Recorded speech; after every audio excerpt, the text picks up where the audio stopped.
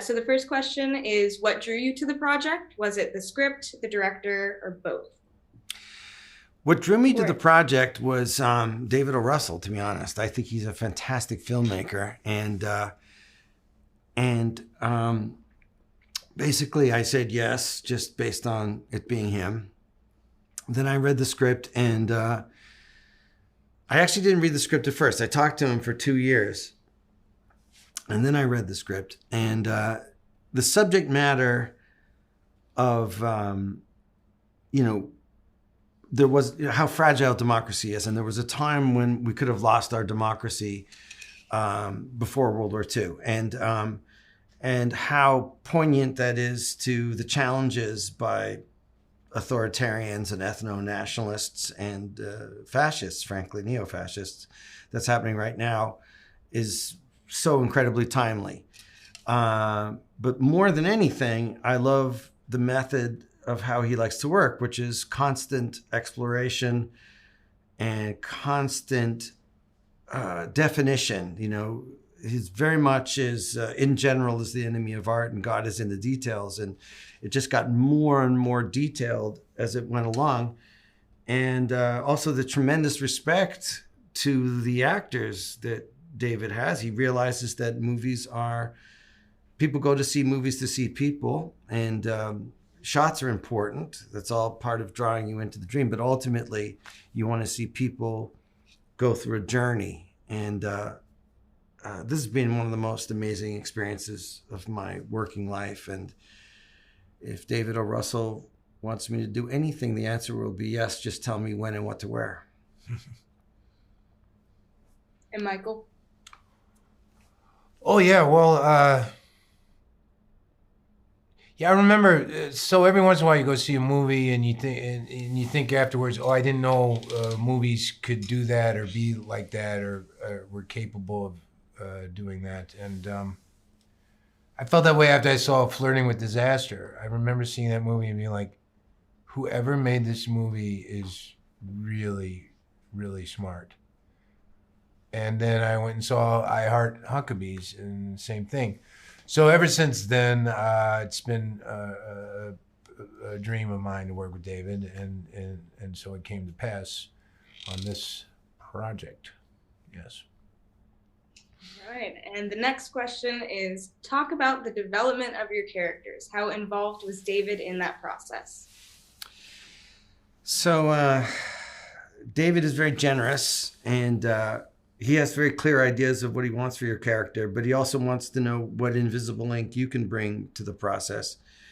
And he was very obsessed that Michael, Shannon, and my character be into bird watching, and that it be a key part of it. Very quickly, we started to talk about the nature of fascism, and fascism are the cuckoo birds. They steal other people's nests. Fascism isn't a economic system, nor necessarily a system of governance. It's mafioso. It takes over other people's nests like the cuckoo. And so once that one big metaphor happened, bird metaphor, we just went crazy with it. Not everything ended up in the script, but that was the way in. And I wanted to play a British civil service person because I've always been obsessed with the permanence and the efficiency of the British civil service.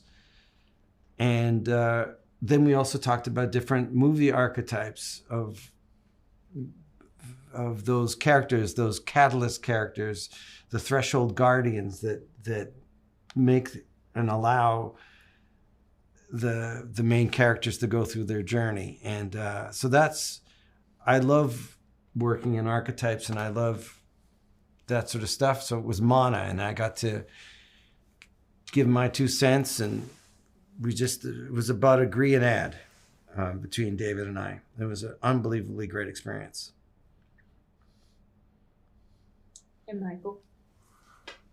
Well, yeah, David really gives you a lot of information going into it. He was sending me books, and I did a lot of reading. I had a lot of catching up to do because he's just so well informed and knowledgeable about this period and this story. And yeah, so I just basically just did a lot of reading, getting ready for it. Yeah. The next question is, can you talk about the amazing contributions of the team behind the camera? Oh, Chivo. Yeah. Well, I mean, Chivo's like the best DP, one of the top 5 in the world. I mean, right now, and so fast and so for a cinematographer, very considerate and giving and with the actors. Very pro performance. You know what I mean? Chivo, on the other hand, understands that, like all of us, we're in service to a broader dream, of which the performance is one part of it. So he's very conscientious to move quickly, because sluggishness for actors, especially if you're cooking, is the death of it. And also at feedback, he'd go, I really love what you did in that scene. Mm-hmm. And you go, oh, you noticed. It's nice. You know what I mean? And the design across the board, the production design, costume design, just so rich. It's hard when you're making a period piece to really get lost in that era, whatever it is, and forget. I'll never forget when I was doing World Trade Center, and we were shooting. They had replicated Ground Zero in Marina del Rey, and I was like riding on a golf cart to Ground Zero, and there was like palm trees in the background, and something about it just felt completely wrong. But in this instance, I really kind of forgot. I thought we were somewhere else. Yeah. It's amazing what a great production design does in terms of tricking the outside that then tricks the inside, and you're more with everybody else's vision of the dream, Mm-hmm. Which is fun. I love going into dreams I love that feeling. I used to get this in Toronto all the time, come out of a movie like Enter the Dragon, you know what I mean? And then you go back onto the street and you go, oh my God, I'm back in the world. You know what I mean? Apocalypse Now, Lawrence of Arabia, all of these films that are such complete, immaculate universes that you need to almost go to, is it Wiesbaden in Germany, to decompress from one world before you get into the real world, Mm-hmm. And I think this movie does that. Yeah. And the last question is, there are many important themes in the film. Which one do you feel is the most powerful and will stick with the audiences once the film is over? Well, I mean, as you were saying, Mike, earlier, is a film about loyalty, really. Yeah. And what an incredibly valuable virtue loyalty is, and how important it is to hold on to it. Yeah, loyalty is the string theory that keeps everything together. That you can trust people. Trust is the basis of all relationships. Trust and respect. And I think if you were to look at the base molecules of this movie, it's about trust and respect. Mm-hmm. And the great thing about a democracy is that democracy, when it works, is a trust and respect machine.